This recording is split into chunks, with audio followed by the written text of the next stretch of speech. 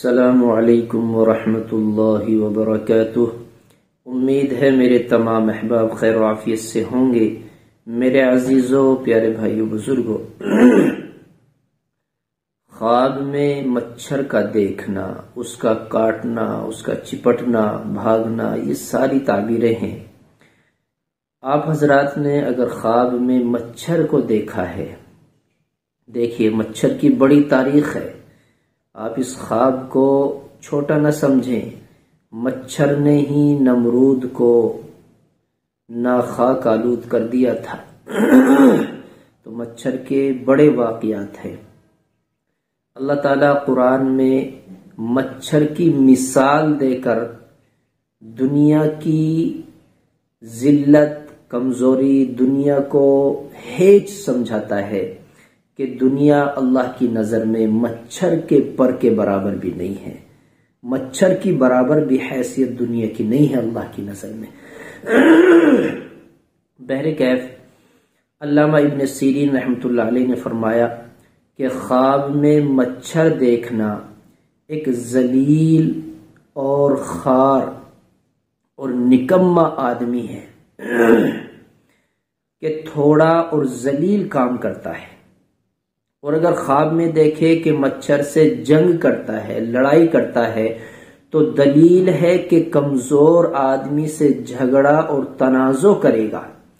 اور اگر دیکھے کہ مچھر کو نگل گیا ہے تو اس امر کی دلیل ہے کہ ذلیل آدمی کے ساتھ ذلیل کام میں مشغول ہوگا اور اس سے اس کو تھوڑی چیز ملے گی۔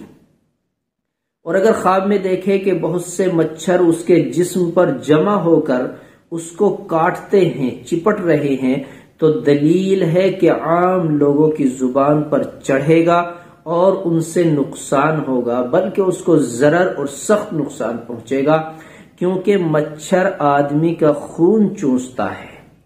اور اگر خواب میں دیکھے کہ مچھر اس کے کان یا ناک میں گھس گیا ہے اور اس نے تکلیف پائی ہے، تو اس سے یہ دلیل ہے کہ اس کو کسی کمزور آدمی سے رنج اور غم پہنچے گا۔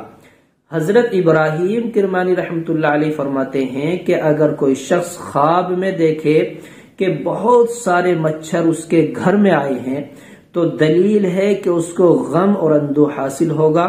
اور اگر دیکھے کہ مچھروں نے غلبہ کیا ہے اور اس کے گھر میں جمع ہوئے ہیں، تو دلیل ہے کہ کسی کمزور دشمن پر فتح پائے گا۔ اور اگر کوئی خواب میں دیکھے کہ مچھر اس کی ناک میں گھس گیا ہے اور باہر نہیں نکلا ہے، تو دلیل ہے کہ محنت اور بلا میں گرفتار ہوگا۔ محنت اور بلا میں، محنت سے مراد کیا ہے؟ محنت بھی کرے گا لیکن کوئی بلا اور پریشانی اس کے سامنے آئے گی۔ میں نے شروع میں ہی بتلایا تھا کہ نمرود کی ناک میں مچھر گھسا ہے، تو وہ محنت میں تو لگا رہا لیکن بلا میں بھی، مصیبت میں بھی گرفتار رہا ہے۔